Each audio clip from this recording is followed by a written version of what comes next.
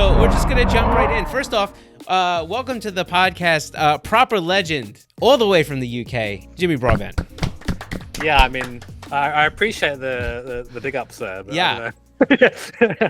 Well, listen, we're just a bunch of wheel dudes making an honest living, making some wheels. But, we have a lot of good relationships, but we don't always get somebody I think as monumental as you. And before you take that, I know you're a pretty modest guy, but here's what I mean. You have really transcended through so many different levels of this car enthusiasm game. And there's not too many people that, even if they tried to do that, could actually succeed in it, which is pretty interesting. Yeah, it's odd to think about the length of the journey and sort of where it started and where we are now. So I guess a very brief introduction. I'm a YouTuber. So I make videos on YouTube about racing. I love racing, love cars. Always loved racing. Slightly less than cars though. I've always been a proper car guy. But when I was younger, there was no way for me to really express that properly. I couldn't afford a nice car. I couldn't afford anything decent on it. I mean, I had a ratty old MX-5, and which is still going. Which I was gonna say, which a lot of people around here, like we have, because you had one of the Unos. Yeah. And dollar for dollar, I can't think of any car that is probably raced more by enthusiasts, especially in the grassroots segment, other than like a Miata or the MX-5s. Yeah, for sure. And actually over here, they're a lot cheaper than they are in the US. But I picked mine up for, I think, under $1,000 would have been. But the reason why I mentioned that is because I always wanted to be like a racing driver when I was a kid. And I thought, it's easy. Everyone's doing it. And when you're a kid, you're just completely ignorant to what actually goes into being that. Yeah. And as I got older and the cynicism started to kick in, I'm like, okay, that ain't gonna happen. There's no way. I can't afford it. I had a pretty rubbish job and it didn't pay very well. And I just thought, okay, well, what I can do is I can do sim racing. I mean, I've got one of my steering wheels here. They're very fancy, Yeah. Oh my god, that's really fantastic. Fancy. Yeah, it's a cool little thing. It's got I call it 4K shifting. Oh yeah, it's a good shift. That's cool. Oh, that's nice. I didn't start off in that sort of kit, by the way, but just that's where I am now. And I thought, well, what I can do is I can drive all my favorite cars and kind of at least get close to what it's like to drive them on my simulator on my PC. So I did that and then started to make videos of it because I thought it'd be fun to show my friends. Ironically, my friends did not give a shit about what I was doing. But it turns out other people did. And to cut a very long story short, I went from making videos in the shed of my mother's garden to being a racing driver through making these videos. Again, that's condensing it massively, but that's how I got to where I am now.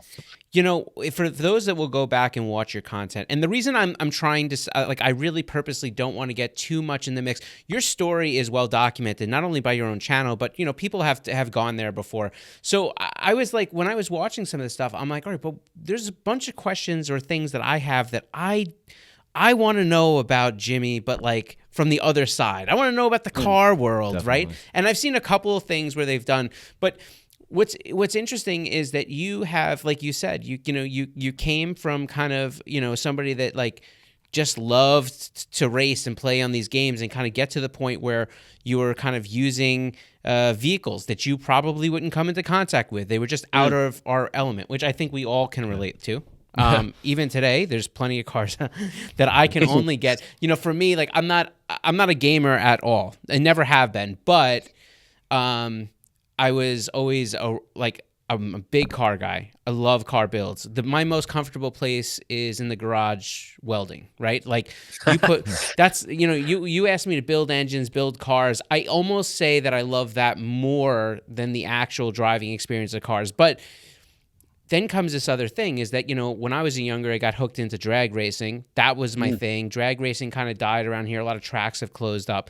And now all of a sudden, we sponsor all these guys and they're doing, we're a lot of drifting. And just the idea of, me kind of getting into this thing. I buy myself a sim because now I got 2 kids.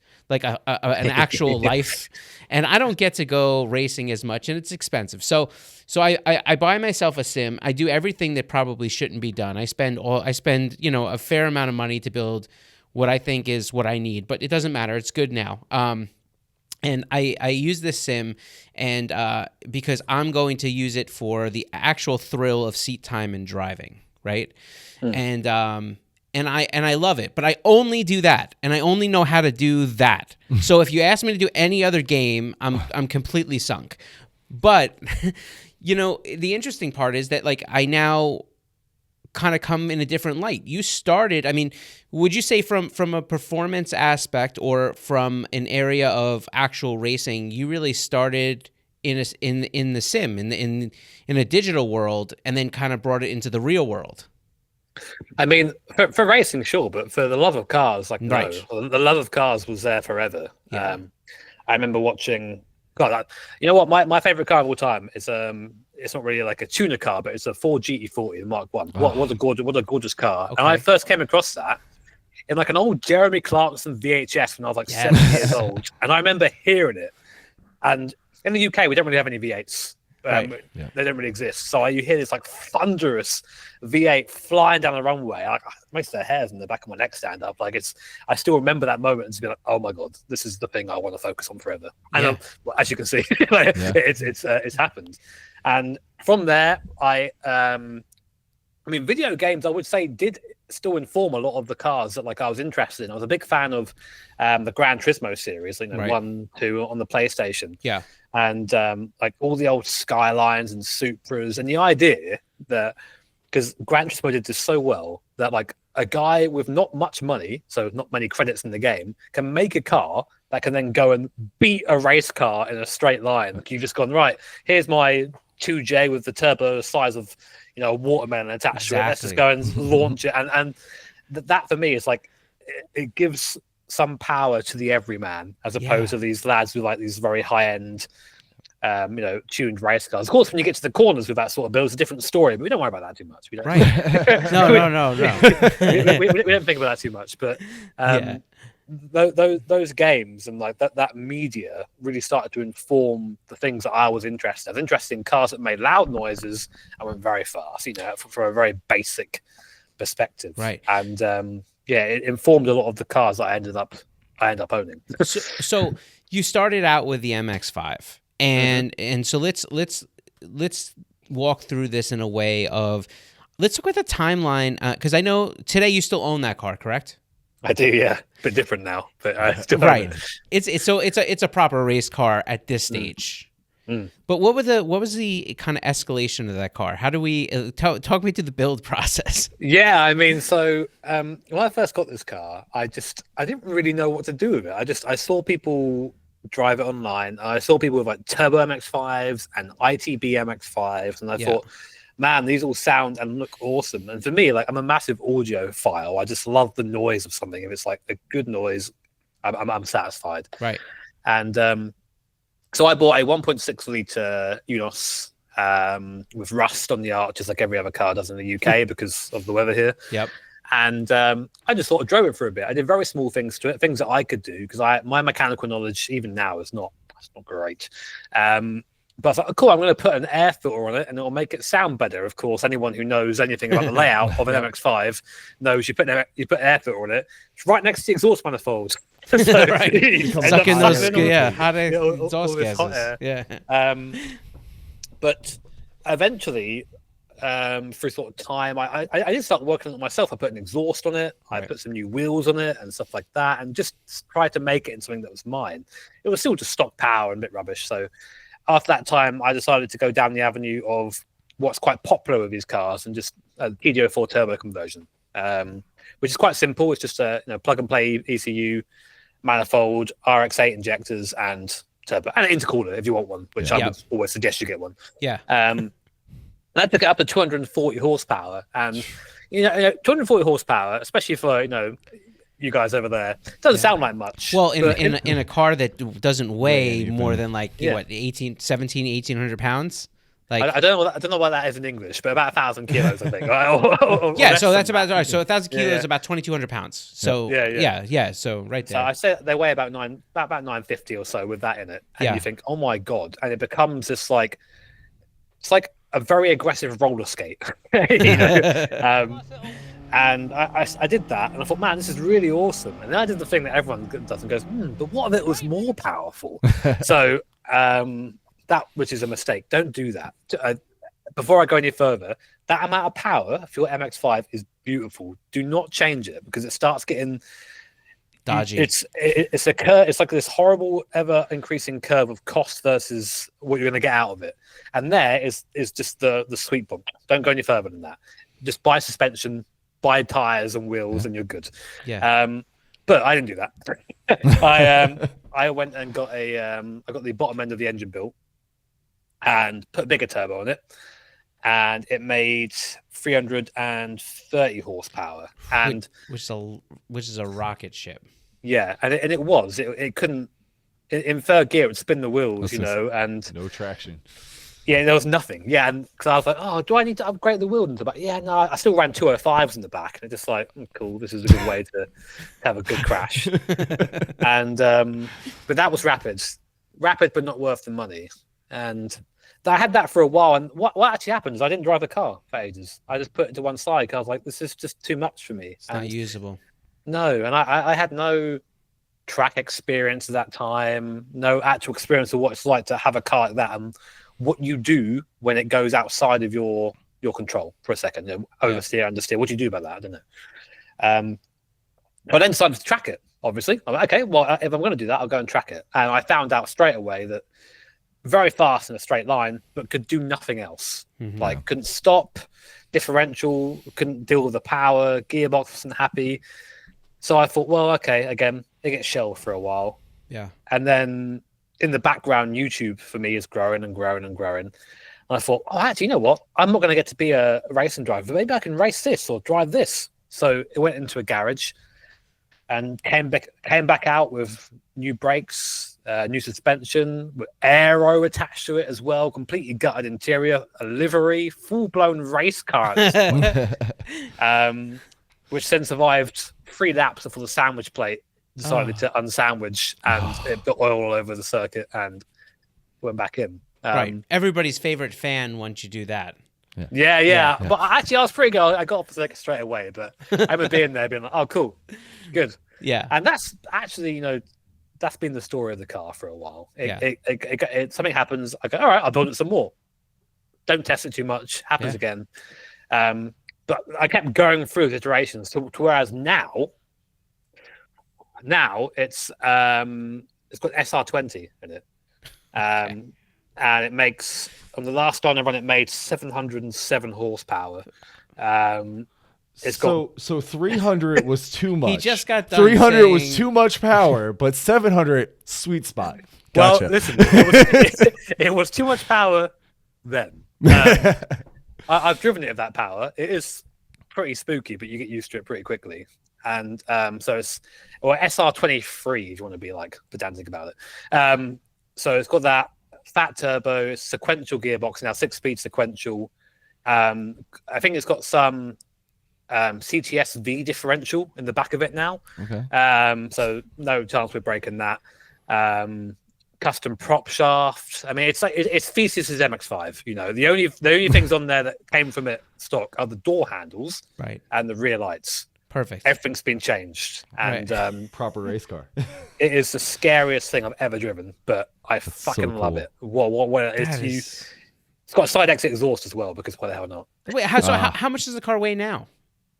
About the same. I mean, it's got a roll cage in it, so it's a bit hevier. So I still say it's on the light side of 1,000 kilos. Oh my god! So it's a proper time attack car. 2,200 pounds, 700 horsepower. That's absolutely scary, and it's still rear-wheel drive. Rear-wheel drive, no traction control. Your foot is the traction control at that point. Yeah, we meant to get ABS, but we forgot, so we've got no ABS. Wow. So it's a proper old school. Like, I don't know. I'm a big appreciator of the old style of driving, where you don't lean on things. You just have to control the car yourself. Yeah. And that car is that. you are in charge of it. If you fuck up, it's on you. It's not any bit of software. And this year we're doing a full season of the Time Attack UK series, and our competitor is a 700 horsepower NSX. Wow. So Wow. I just love the idea of this MX-5. Have you ever seen that meme of like that little corgi sitting on Yeah. boxing gloves? That's what the MX-5 is. Like, you send him in there, and the idea that we can compete with these cars is mad. What Time Attack series are you going to be running? So it's Time Attack UK. Okay. So we go to all the circuits in the UK. There are some pretty gnarly UK circuits. I don't know if you guys ever heard of a track called Cadwell Park in the UK. But it's basically a bike racing circuit. And they go, all right, well, why don't you send your 700 horsepower car around here? And there's a jump. There's literally a jump on that track and you get air over. So that's our first round. And some rounds are wet as well, of course. We run in the wet in the UK because it rains here all the time. Right. So imagine that in the wet. It's lovely. That's unbelievable. That's honestly, like, just to bear witness to that is going to be a tremendous amount of fun. Yeah. Hopefully not too much fun for everybody else, more fun for you, but we'll see. So you have, going into the nature of the cars that you own, what do you own today aside from the MX-5? Because in my research, quote unquote, watching your stuff that I started to get into, I was looking for all the different stuff, and I see how dated some of the content is. What do you own right now? Right, okay, so this might sound like the most privileged thing ever, but I might forget one, but I'll do my best. So I own two MX-5s. One's a big crazy one. The other one is another track spec one on throttle bodies, about 185 horsepower, sings forever, lovely thing. That's, again, don't turbo, do that, it's better. I own a Toyota AE86. Okay. Which I strongly suspect has been in quite a significant crash at some point because it's a 11 on the front and a true no on the back. I was about to ask which one. Yeah. It's both. Okay, cool. I've got a very rare double weight 6, which is very cool. Right. I have a Toyota GR Yaris, the first spec one, which I think is one of the most capable cars I've ever driven. It's interesting. Here we got the GR Corolla here, and we have a customer and honestly a friend at this point. His name is Frederick Weiborg. So he's up in Europe. He's really fast on the Time Attack circuit up in the Nordic there, and he says the cars are fantastic. So they're really good. Really good. I mean, like, if I was to do things again and have a track car, like a modern track car, all you've got to do really for safety is put a half cage in that, right, and maybe lower it a bit, and it's gonna embarrass a lot of stuff. It's very fast. There's no faster road car that I've driven where I'm like, this just sticks. Wow. But yeah, I mean, it's still a little bit asthmatic in a straight line, but it's a 3-cylinder. It's trying its best, Yeah. So yeah, got the the GR Yaris. The Yaris. Yeah. We recently purchased a Mark II Golf, which has the 1.8 T swap. So that makes that 230 horsepower, and it's just the hilarious thing I've ever. I feel like I'm going to die in that thing. It's like proper box build, but we haven't really spoken about that much really publicly. But we have that. We have the R35 GTR, which I love. I've always loved that car ever since I saw the first review of it on Top Gear of Jamie Clarkson at Fuji. I thought, wow, amazing. I also have a R32 GTR, which is like my Halo car that I look after a lot, and there's a bit of history to that car too. A GC8 Impreza, which is the 555 WRC edition, whatever that means. I don't know what it means, but it's again, very cool car, very short gearbox in it, so it's really fun to drive. I have a Mark IV Supra, which is started off life as the NA. Then we bolted a turbo to it, and now it cries all the time, bless it. But but not big power. Another track style car, that one. It's more just efficiency over than like big power. I don't like big power too much on the road. I think it's silly. There are more. I also own a car called a Praga R1, which is a race car, a full-blown race car. It's like a prototype. Okay. All right. And I'm trying to sell it. Anyone want it? Well, you guys heard it here. If you want to reach out, I mean, he's you know. So I think you left one off the list. From what I understand, you just picked up a minivan. Oh yeah, I got to go to Estima, and which is awesome because it's got sliding doors on. You know how great you just shut the kids in the back leather. Oh man, there is one more that no one knows about yet because it was it's been loaned to me by BMW. But I've got a M3 competition estate thing at the moment. Okay, which I'm not used to because all these other cars like get in, wind up, throw the coal in, you know. And this is like turn it on, it just goes. I know. And it's like, how are you doing to judge me? I don't know. I just want to go somewhere. It's like having a HAL 9000 or whatever. So. Oh wow. But yeah, I think that's all of them. So I think it's 11. So, all right. So we share obviously some cars I think that most people do that we just have to own at some point, right? Mark IV Supra, definitely one of them. You got probably the most, I don't even know what the right word is, the most celebrated GTR as the R32. Yeah. I mean, I don't think anybody questions its rawness, its ability, it's kind of what it means for the Skyline and GTR line. The legacy of that car, just in its own, makes you feel almost like you're doing it a service by preserving history and owning it, isn't it? That's what I used to say. I was like, I don't see myself as the owner of this car. I see myself as the guy that looks after it until it goes somewhere else. You know? I agree.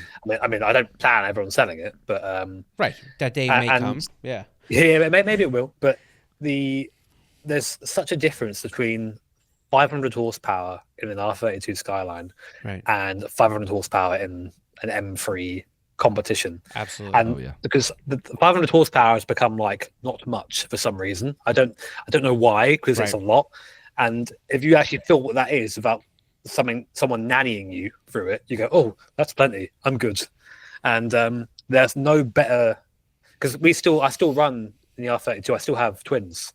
Okay. Is that right? Conversion. Yeah. So I've got the HKS 2530 GE3 or what they're called. I think they're in there. But that's a great kit. Yeah. And like what I like about it is that the time period correctness of it still gives you that 90s JDM, very analog vibe. You know what I mean? Like you got like the precipice of the technology that was starting to happen and these kits that came out where we're starting to really get into bolt-on performance, but like you haven't kicked it over the edge of some of the high technology stuff that's out today. So it kind of keeps it's almost nostalgic while it has that power.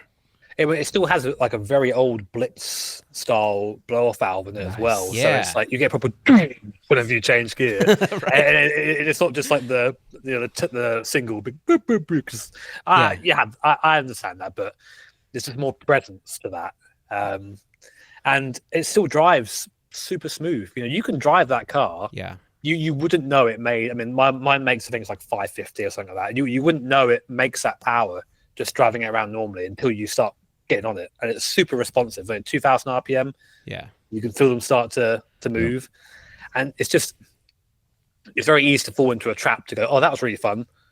Let's go to 700 horsepower, and it just no point. There's no point.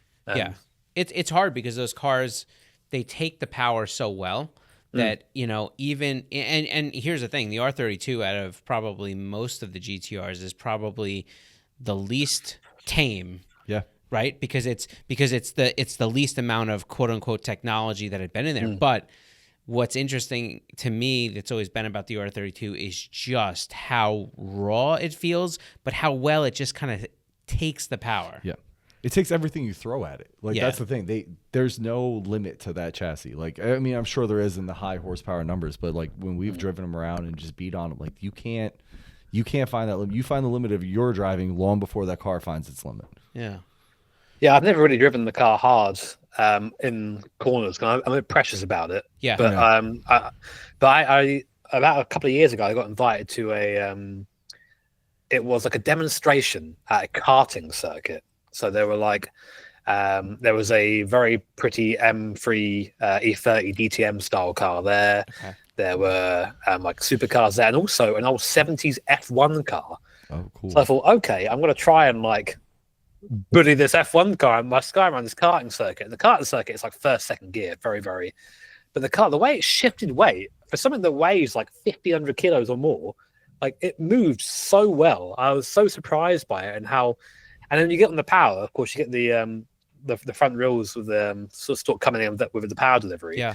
And you glide out of his corners, and you think this is actually this is from 1989 or 88 when it first came way out, ahead and of their it's time. and it's just this is unbelievable. And I mean, obviously nowadays it is old and dated, but there's such an appreciation for it. Whenever you get in, you think this was just they pulled no punches with this, and you see it's a driver car. I forget what the word is, but it has those little cushions by your knees in the footwell. So if you're like going hard around the corner, your foot doesn't hit the plastic; it hits a nice little cushion, so you can brace yourself. Like the guys who made this knew what was happening, you know. Yeah. And nothing against the R33 or the R34, but for me, like that platform of RB26 four-wheel drive Skyline, it peaked there and just got heavier and fatter as time went on. And I mean, R34 arguably is the most desirable car. I don't know why. Maybe because it looks cool, but it's not worth the money people ask for it. Yeah.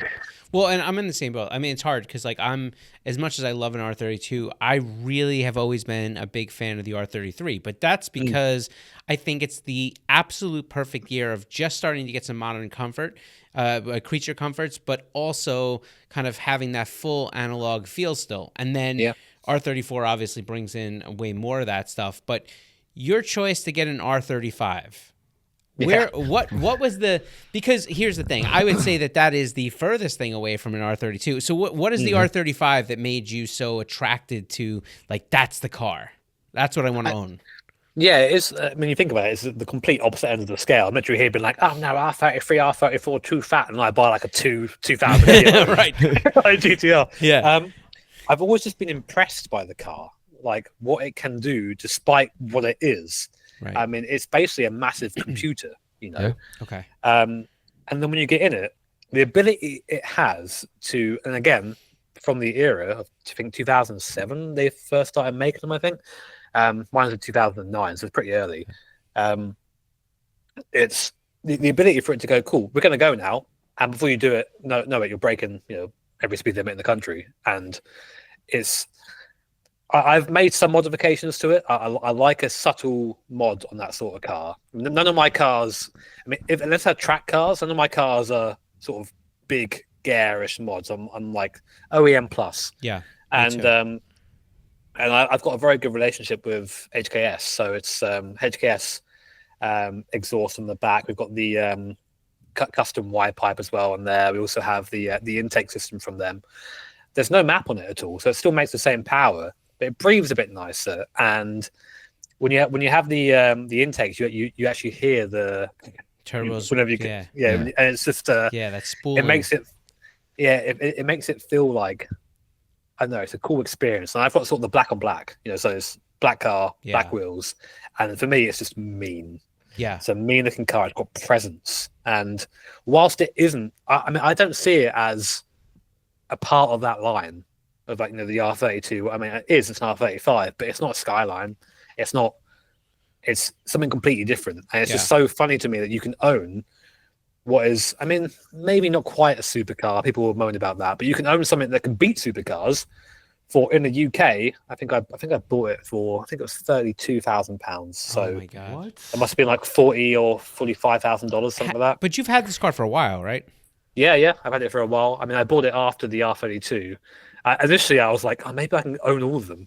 And then I realized I was being stupid and then didn't do that. Yeah, well, it's interesting because, like, you have, you know, the gaming shed or your whatever, but like for me, like so when I got married, my wife and we bought a house. My wife made me one thing. She said, "Look, you can do whatever you want. You can own the cars you want to own. Don't make our house look like a junkyard."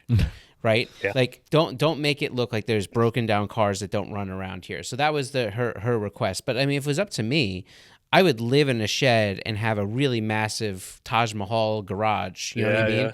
And right, like, yeah, you're exactly right. Just the idea of having, you know, every GTR just stacked right next to each other. does something mentally that would make me feel pretty good. But I also know it's probably never going to happen. So Well, it's also super easy to get like very precious over these things, like, and then you don't enjoy them. It becomes anxiety instead. Like, oh, what if I scratch a wheel, or what if some guy rear ends me? And you have to think, well, that could happen anytime, any reason, for no reason. So you have to just sort of put it in the back of your head and enjoy the thing you've got. I mean, funny you mentioned broken down cars. My girlfriend actually owns a Mitsubishi. It's a 3000 GT, I think it is in the UK. Is it the VR4 or is it the? No, it's not. It's like it's a front wheel drive 6-cylinder. Yep, and it hasn't run in a year, and the electrics are just like, well, sounds about right. Yeah, Mitsubishi electrics from the 90s is basically just one big shrug emoji. I know. And so that is our broken down car outside of that. Yeah, no, I get it, because I think I come from a big line of DSMs. I was a really big the Eclipses and the Talons and all those things, and so the 3000 GTs were things that we played with quite a bit. Yours is a GTO. GTO, yeah. Yeah. So I mean, they're fun cars, but I mean the VR4 was something else. But it was a big, heavy car. It wasn't one of those light, nimble, pieces that occupied it. Even the VR4 was quite the piece of equipment. Had a lot of stuff in there. You know what I mean? I just think when you make a car like that, you're really not like thinking of the future at all.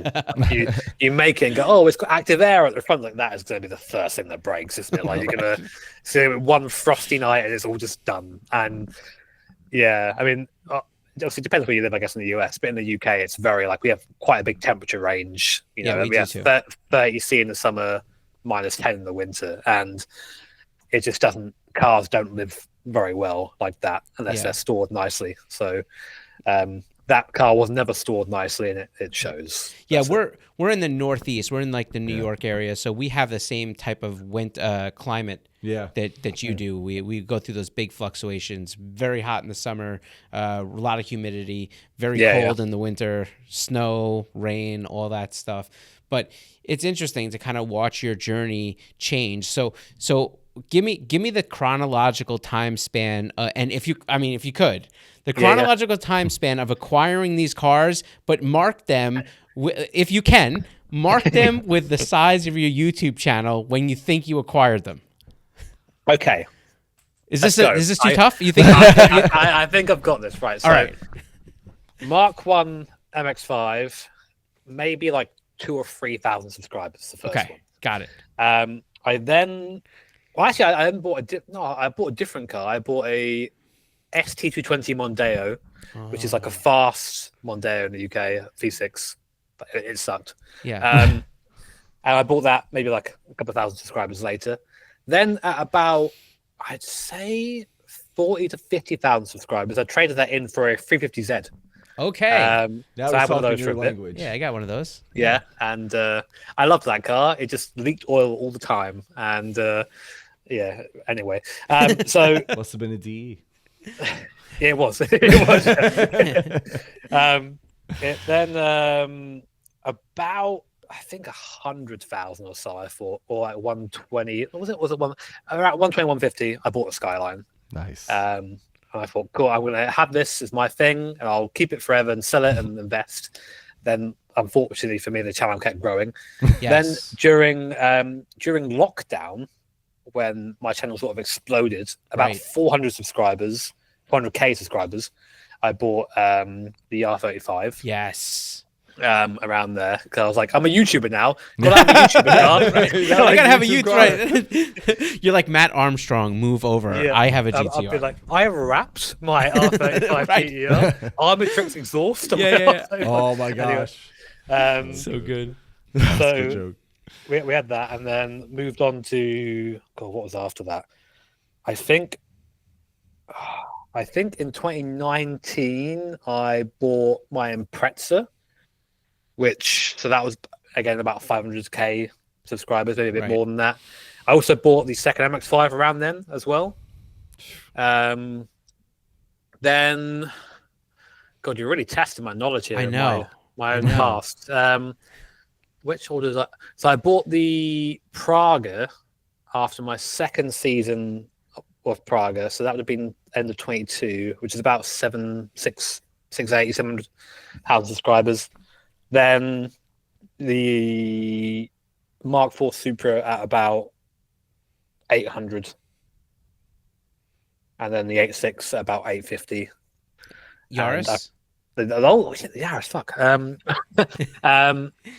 I bought that at the start of 22, which would be, again, about 600, 700 subscribers.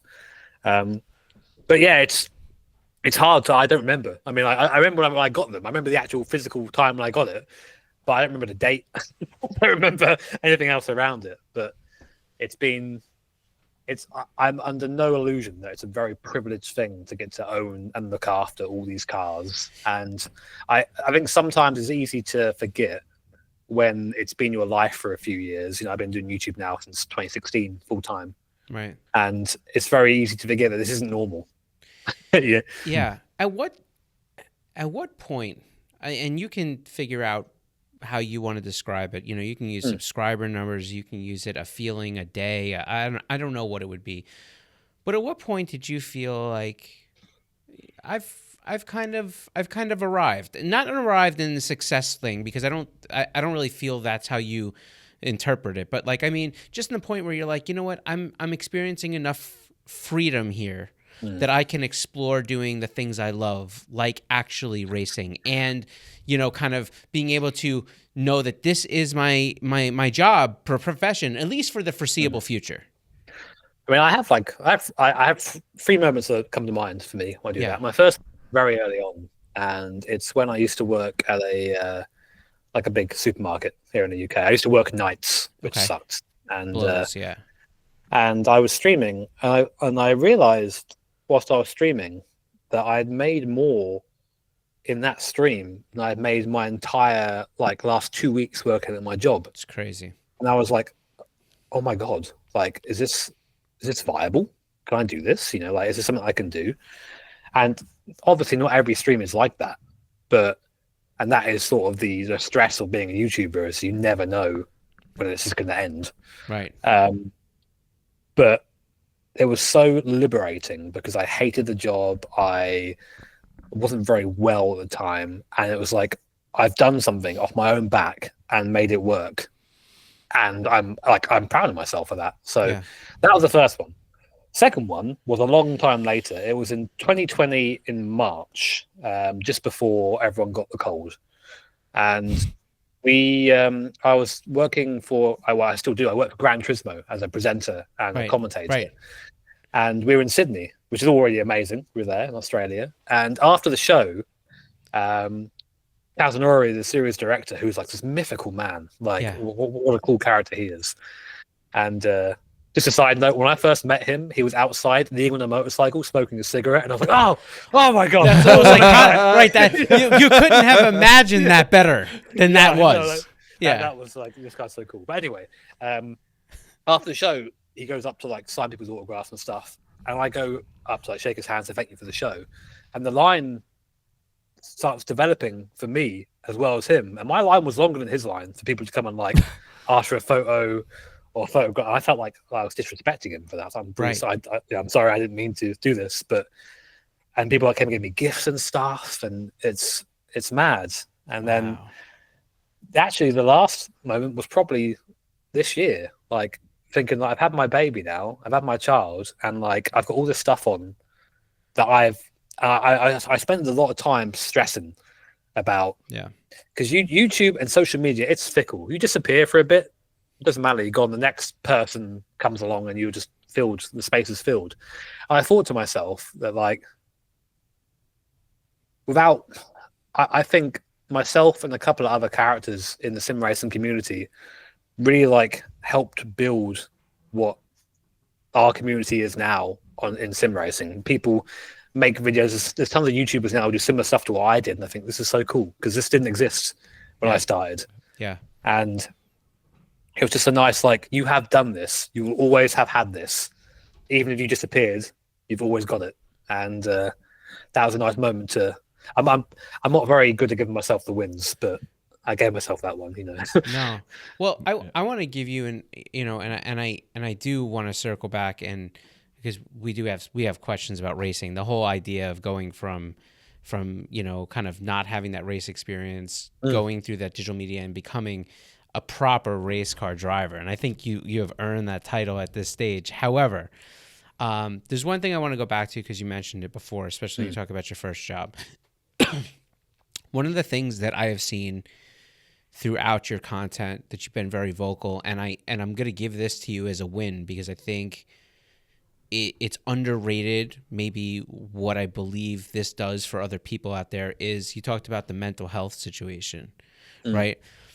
I know that you have a charity and a race that you run to build up for the foundation, and build up for helping people with mental illness and mental health issues.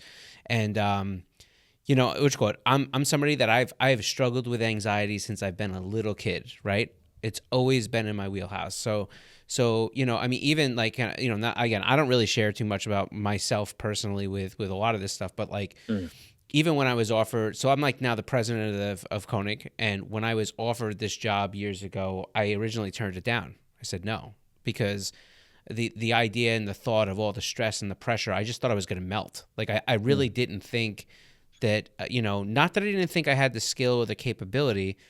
I didn't think that mentally I could take it. I was always worried, well, how could I be in charge of people when, like, is this going to cause, me to have a major, collapse, a major breakup. And so for a while, I had turned the job down. I said, no, like, I can't do this. It's impossible. I can't do this. And, after kind of just getting some help and kind of looking for that aid, I was able to realize, like, this is, there's so much more to it, and it is an active battle. Like, it doesn't matter how far along you go through this thing. You always are putting in the cognitive work to make sure that you're staying on the upper end of all the good stuff, right?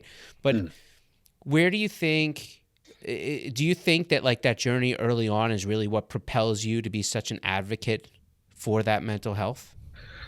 I mean, I think so. I mean, first of all, like I'm glad to hear that you managed to find some help for that, because I think that with anxiety and other things like depression, it's so easy to just fall into your own mind. And if you have no one to challenge you, just like challenge these negative thoughts, you just reaffirm them, and they become like this fact, and they're not. It's just when you're ill like that, your brain is ill. It's like having a bad leg or a cold or something. You're ill. You need treatment. You need someone to help you. And sometimes we don't always have the ability to do that ourselves. So it's good to go out and seek that help. It doesn't make you anything. It's I think it's a brave thing to do that. Yeah.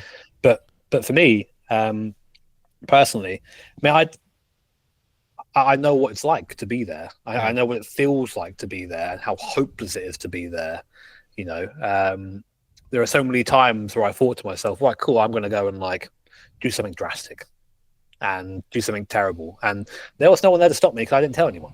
Right. So, and I think now I think the most important thing any influencer or YouTuber or whatever the hell you want to call my profession can do is do something good with their time in front of the camera.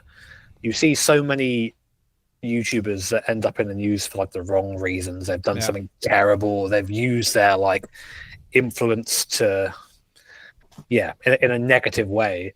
And I think it's easy to do that. There have been times where I thought, oh, I'll just say my name and I'll get something for free. And then you have to sort of check yourself. So, well, no, you could do that, but this is also like a business you're dealing with. There are people behind this business that rely on it. You've got to try and help them and make good. So it just made sense to me to try and give something back, and for me, time wise, it's once a year for 24 hours or so, plus the time on the planet. It's not really a lot of my time, but to see the positive that comes out of it it's amazing. I mean, we've raised, I don't know how much money it is now. I think nearly £300,000 over the time we've done it. And the race, we had Max Verstappen in the last two races. It's crazy. And he takes part because he likes the race. He likes coming in. He donates a lot of money. We've had people like Tony Kanaan come in as well. Daniel Morad, another driver. Lots of people who are interested in doing this. And you know what I've noticed in the racing paddock is that there's a lot of the old school masculinity there. And it's so outdated and it's so stupid because all you do is hurt yourself and hurt people around you. Yeah. So to have people from that background come in and be like, yeah, actually, this is a good race. It validates the thing we're doing. And it's the thing that matters most to me that I do. I would easily lose the racing or lose YouTube if it meant like I could keep doing this forever because it's a positive thing that isn't just for me. Yeah. No, it makes a lot of sense. It's one of the things that the more of your content I consumed, the more that made me not only relate to you, but really feel kind of bonded to your community, right? And so I wanted to make mention of it because I think that it's so easy to think, and it's weird. It's like, I think you hear people say, oh, it was so much easier when I was a kid, or, implying that, some of the kids now have it harder. And I have two kids. I have a 12 and a 10-year-old, right? And so they're now in that social media land that you can't, the idea that parents can basically say, hey, don't use this stuff. Don't get on this stuff. It's impossible. You can't do that anymore. So you have to teach them how to deal with it, which means you have to teach them with basically, when I was a kid, if you got into it with some bullies or whatever it may be, like, you may have gotten in a fight at school and then you came home, but you had that whole time period from the time you got off the bus to the time you had to go back to school the next day to live without it. Or, and the problem is that now with social media, it follows you home. Right? Like it's with you 24 hours a day. It doesn't stop. And so you have to teach, we have to teach these kids about that, but we also have, a new level of depression that could develop because of the way the world feels like they're closing in on them. And I think it's just, being in this platform, I think it gives you access to a lot of younger people. And so to hear from them that it's okay. Like it's, if you're having struggles, just listen, it's okay. Like finding help is not a negative. It's a positive. It shows that you're strong enough to deal with this thing head on, and you're going to be a better person for having dealt with it. Right. Yeah. It's just, it's a really impactful message. So I really wanted to put that into your wins, because I think there's not enough people that do the type of work with that to make it as public and be as open.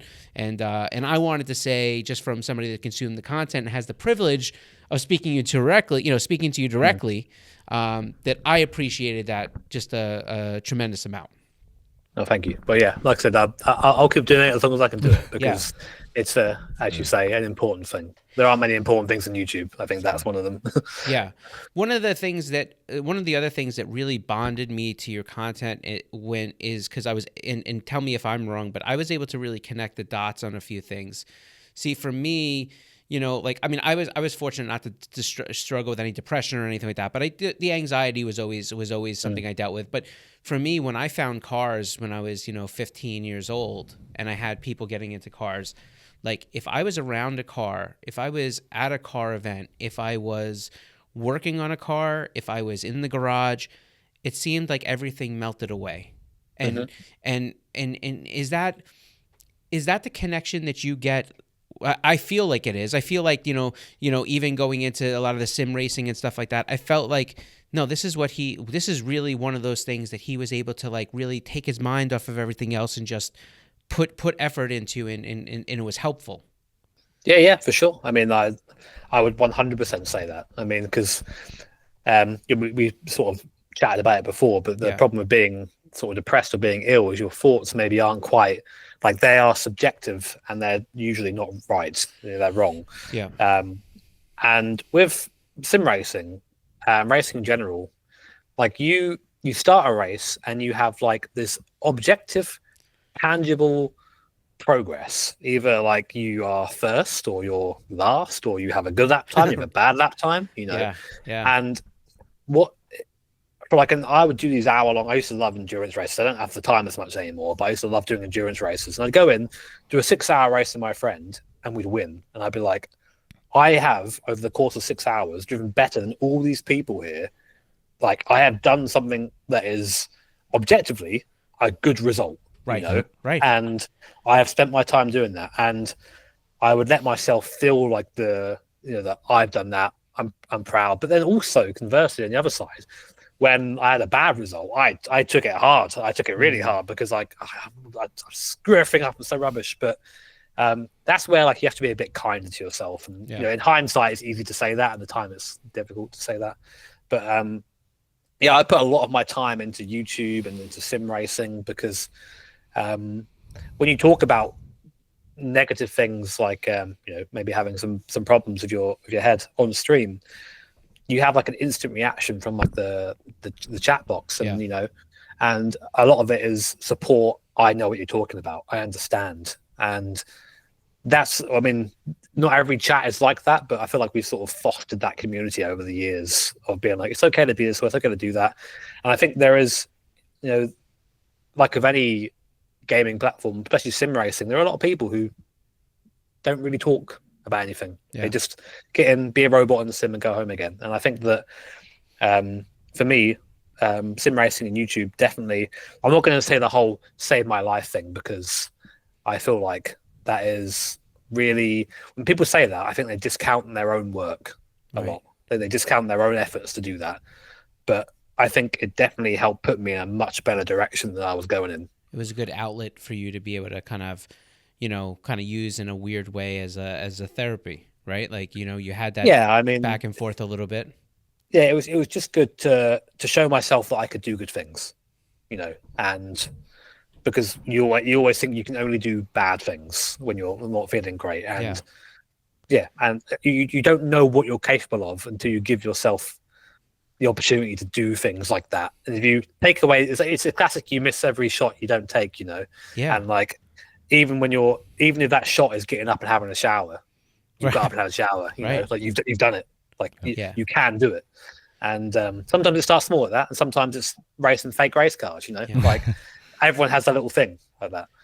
So I've heard I've heard this before. I've heard how supportive your parents were. Your mom even gave you the damn shed so that you can go out there and you can kind of, so they've been really supportive with, kind of your sim racing and kind of the path you chose on that end. But what was it like for your parents when you said, hey, I know I've been in the shed doing all this stuff for YouTube and like driving cars, but I'm actually going to go be a race car driver right now? Oh man. I mean, my mum is very much like, don't tell me. I don't want to know, this is scary for me. Yeah. But I think they didn't really, because it's my mum. Like my mum's the parent that I'm close with, and she didn't get it. She didn't understand it until, like, I remember I invited her to come along to the last round of my I invited her every race, but my mum has some sort of disabilities and difficult with movement, so it's quite hard to do it. So we try and pick good ones for her to go to, And we took her to the last round of my Prague, the round where I won the championship. So like a pretty good round to choose in hindsight. And I remember like being on the podium, and obviously like we had this big crowd there. They're like, yeah, and they're all there for like us, our team, which is amazing. And then my mum in the background just being like, sort of looking around like, who are all these people? And like explain to her, like, oh, these are people who are fans. And I think because she's sort of in her late 50s, and again, just outside of the generation where this sort of thing became easy for everyone, she was just absolutely bewildered by the fact that like these people existed and were there. I'm like, well, I've got like 950,000 more of them on YouTube, and I think just seeing that for her was like a big. She then like got it, Did you feel like that level of not just the astonishment, but almost like that pride thing of like, this is what he's been doing? Like, dude, I got to tell you, like one of my long-term. Fantasies is the right word. One of my long-term fantasies when I was like just starting out getting like into races, like I really hope that I can like win a race in front of my mum, because like she's been so nice to me this entire time. Yo, that gives me goosebumps. That gives me goosebumps because like just knowing and listen, I would love to we could spend hours talking about this. I just feel like I could ask you questions for hours, but like the moment where you won that championship, was such a, you know, and there's somebody that just did something a few months ago where they basically did a documentary like style where they talked about this race, and they did such a good job with it that you know, for us to go into that would be tough, but once people go out there, go watch that, because once you really understand the gravity of what that looked like, and like the deal between getting your deal and losing your deal, and the whole thing, and knowing what that race was like and how you had to be so perfect on that weekend, it's like the whole thing is what gives me the goosebumps just thinking about your mom being there and the whole thing. It's like a movie, and something that we don't really talk about too much because we were with Praga and we represented them, is that we bent one of our rear wishbones about 10 minutes into that race. It's a 60-minute race, so the car was crabbing everywhere. Oh, get out! And it's a prototype, so like it's not made to do that. So you come out the corner, it's like, and like the diff's not dealing with it properly. You can't turn left properly. You can't brake hard because you lock the wheels because it's not right. And this guy was catching me, and I knew like I need to win this race, and I haven't got a car to defend with. And I'd been really taking it easy because like the car's broken. And on the last lap, I saw him there, and I thought, I'm going to just have to do it. And I remember going flat down the section that I'd been going, and the car was moving around. I was like, no, keeping it. And then like pushing it through this corner harder than I pushed it the entire race. And I'm pretty good in like a race scenario. I put it out of my head, but I was like tense in the car. Every movement which you can't do. It makes everything terrible. Yeah. And I remember coming around the last corner and being like, I've got it. Oh my God, I've got it. And I came across the line, and our result actually, the championship, it depended on where another car finished that had a problem. So I came in, I was like, where they finished? Like they needed to finish 7th or lower. Turns out they finished 7th. Oh my God. I came into the pit lane, and my teammate held a board saying champs on it.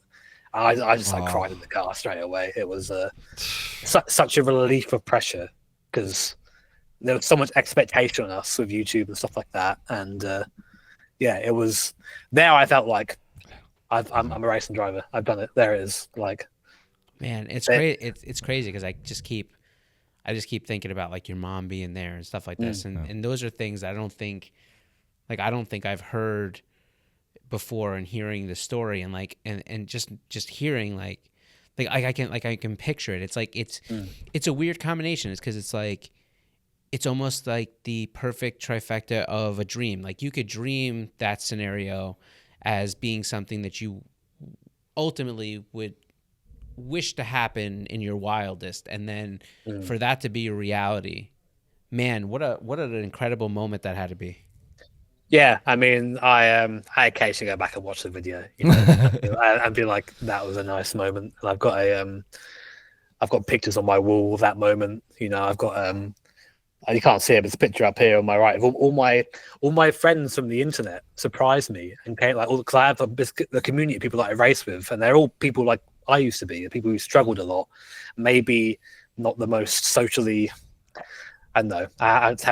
They're online a lot, you know. And for some of them, we get where you're going. And for some of them, coming down was a real challenge. Just being outside was a real challenge. And I remember again building that podium, and they're all there cheering me on. And this is wow, a very special moment. It's like made for a movie. The fact that the fact that you meant so much to these people, that they would put themselves so far outside of their comfort zone. And when I say comfort zone, I think that that's lightly when you start to think about people that like, because that falls right into some of the things I think like with anxiety and stuff like that. That agoraphobia is like, it's real, you know, like these people, they get in a comfortable place, and to leave that cocoon of comfort is extremely, I mean, it almost can be incredibly debilitating. So to get these people to be so passionate and so behind you, I mean, that's gotta speak volumes to kind of what you're doing. Like, I know that seems like it seems like, oh, it's them and stuff like that. I don't want to make it, because I understand how you're probably going to answer it, but like,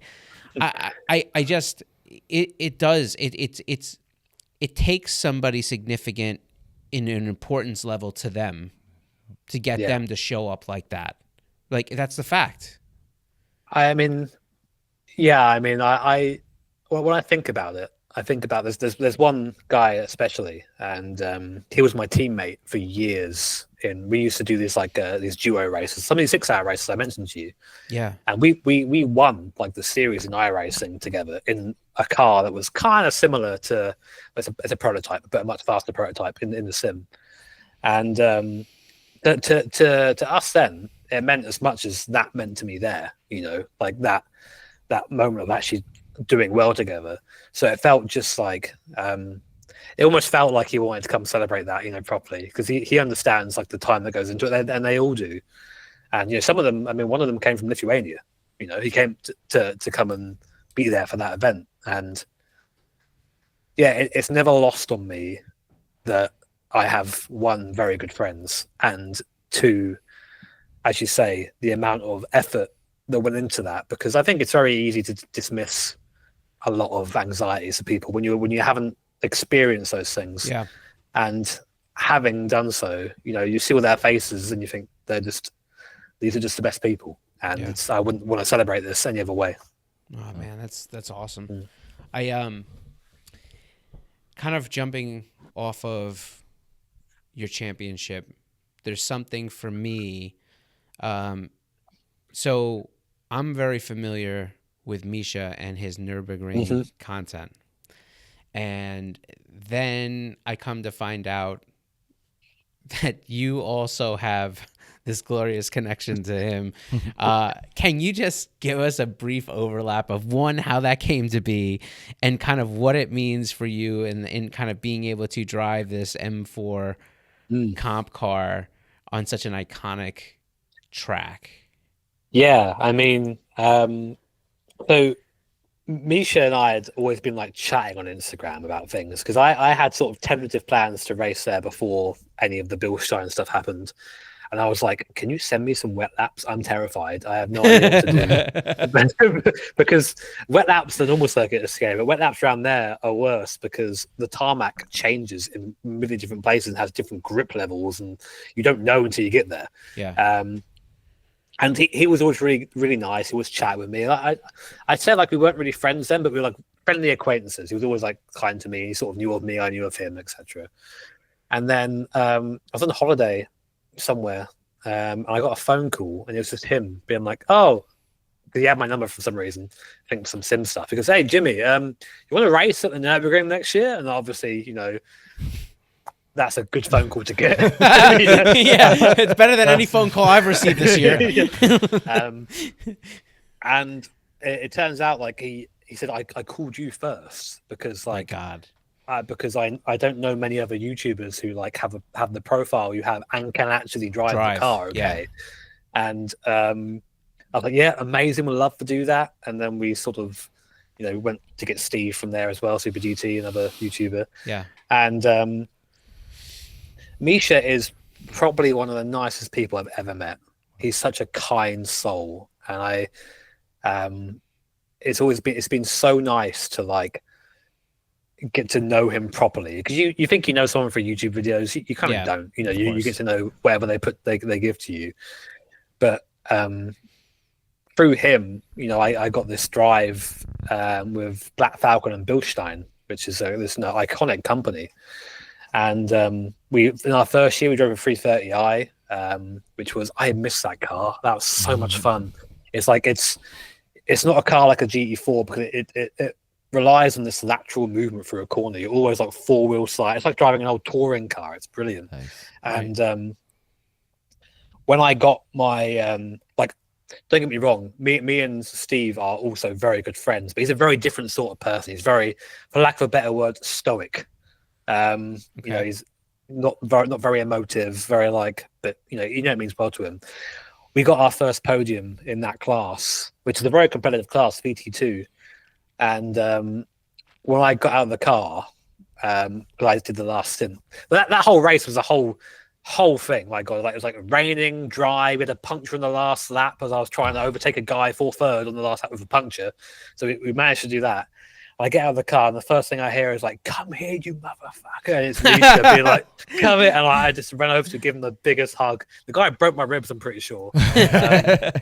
And you can it's nice to see someone who has the same like appreciation and love for the thing as you do, because that's how I reacted. Like I was exhausted when I got out of the car, but the moment I heard, I'm like, yeah, you ran over and you have that moment with him. Yeah, nice. And what a lovely guy. I can't say enough good things about him. But to then move into this year, or last year and this year, where we are driving a M4 GT4, which is completely different aero. You've got, we run in a slightly different class to GT4. We run what I like to call GT4 Plus class. Okay. So we have about 550 horsepower or so in this thing. So down the straights, you're faster than GT3 cars, which is quite funny when they're trying to overtake you. And then, so you're doing 280, 290 kph on the way down the straights, and everything is accelerated. And last year we won, I think three races in our class, and really showed that we could be there. We had a bit of an unlucky turn at the 24 with the fog. I think we would have won that as well, but the way pit stops and stuff work, we just found ourselves out of sequence, and then the red flag came, and that's it. Can't do anything. Yeah. But that circuit it makes it hard to go back to like conventional circuits, because there's nothing like it. It feels almost like a road rally stage every lap, and it's a track where like track knowledge and like bravery is rewarded, and you can really see that around there. And there's nothing better than having the lap of your life, looking in your mirror, and there's no one behind you, and you're like, yeah, that's right, I got this. I'm sure there will be a day where I don't race there anymore, and I'm already sad for that day, because it is by far and away like the best thing I've ever done in my career, and I love it. I'm actually going there. I'm leaving tomorrow to go for our first race there this season. Oh, that's nice. And I just cannot wait to get back there again. Yeah, it's a bucket list thing for me to drive in the ring. I've done hundreds of laps in the sim on that track. Is there even a remote chance that some of that stuff translates like at all? Yeah, like 100%. I think that there are people who will tell you like, oh, sim racing is not worth the time. But let me tell you, right? I turned up with zero experience of the ring itself, and within 2 or 3 laps, I was like driving past people who had been there for a few months, wow, who'd driven there with no sim experience, because I knew where I was going. Right. Right. You know the turns, you know the track, you know where to position the car. Yeah. That's the big thing. Like, do you know where you're going at the ring? Because it's a long circuit. It's I think it's like how many 16 kilometers, something like that. I forget. It's long. 8.5 minute lap in the GT4 car, and the sim definitely 1,000,000% like gave me a running start at that. You'll see people on like the thing about NLS, which is a series we run, is that there are professional drivers in it. Yeah. But in the faster cars, in the slower cars, it's more of a gentleman's sport, and you'll definitely see the difference between someone like myself, who I wouldn't classify myself as like a full-on professional, but a pretty decent amateur driver, against someone who is just a weekend warrior. You know? Right. And it can be minutes a lap, because people just are scared, which is fair enough. It's scary. Yeah. That's how I think I would kind of feel. So, listen, I've enjoyed this conversation so much. I want it to go on forever, but I wanna end on a note that I think is well, and I think you've done so much looking in your past, right? Like you said before, looking at the journey to where you are today. I guess I have 2 questions. I guess the first question is, where do you think this is going, let's say 5 years from now? I don't want to go too far ahead, because 5 years is already like, for me, is already like a light years ahead. Yeah. But I guess where do you see yourself, I guess, from 5 years from now, in the scheme of everything? And then where would be the pinnacle? Where would be the ideal? So like, what's the realistic version, and this would be the most idealistic, amazing thing that I could do that would happen in 5 years? I don't really let myself think about the crazy stuff a lot, because I don't know, I feel like what I've had I mean, this is my 5th year of racing Right. in real life. Right. And I thought I'd have 1 year, Right. you know. Wow. And that's not to say that like I don't try and plan stuff in the future. Of course. I would love to keep going at the ring and maybe get the chance at a GT3 car around there, or like a Porsche Cup car or something like that. But you know, I am in the 0.00001% who has driven a GT4 car competitively at the Nurburgring. Right. You know? Right. And I never let myself forget that, because you got to stay some sort of grounded, you know. But you know, that being said, I would love like to race at Le Mans. Oh yes. See, that's my dream track. I know yours is the Nurburgring, Le Mans. Yeah, I mean to me, like the Nurburgring, I've driven in the N24.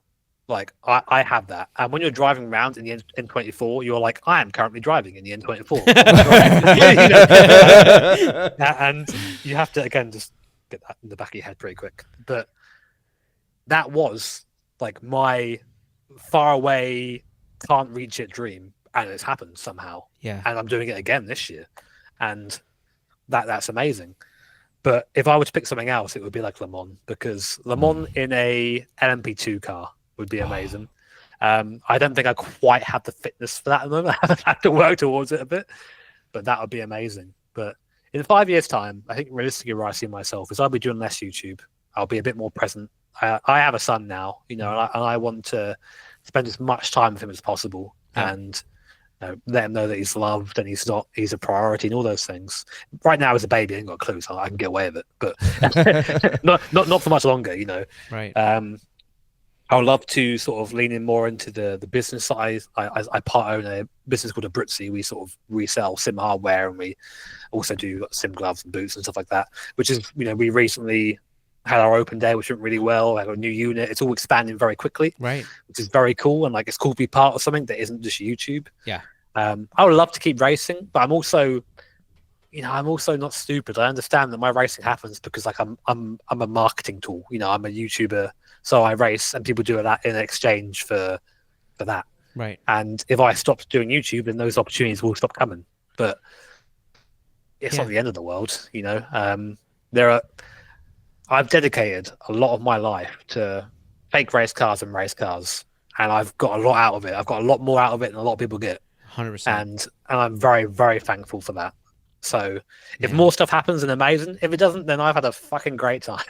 You know, that's honestly like, that's amazing. I feel so good leaving. I mean, like, I feel like I'm gonna have a great day because we had this conversation. But just leaving on that note, just stopping on that note, I think is so, you know, from the amount of content I've consumed from you, I think is such a good place to stop, because you know, I think the one thing that's really been very apparent to me in watching your content is just how much gratitude you have for where you came from, where you are, and the experiences that this whole ride is giving you. So, man, I cannot thank you enough for slumming it with us. Like, I really it's been my pleasure. I love slumming with you. Well, listen, it's just because, like, you know, there's, you know, the one thing that I love about the car community is that, you know, we've had relationships with people at all different heights of popularity and car stuff, right? We just do too much, right?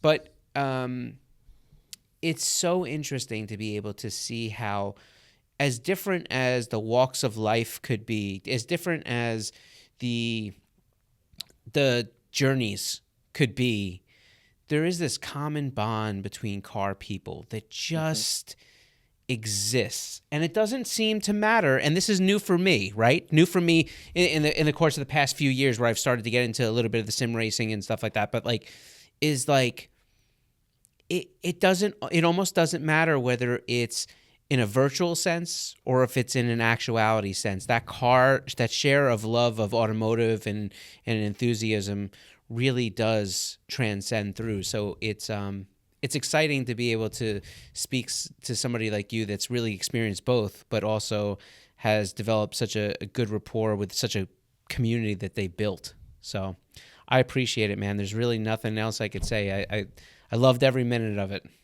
No, it's a pleasure. Thank you for having me on. It's nice to chat about cars for a change, you know? Yeah.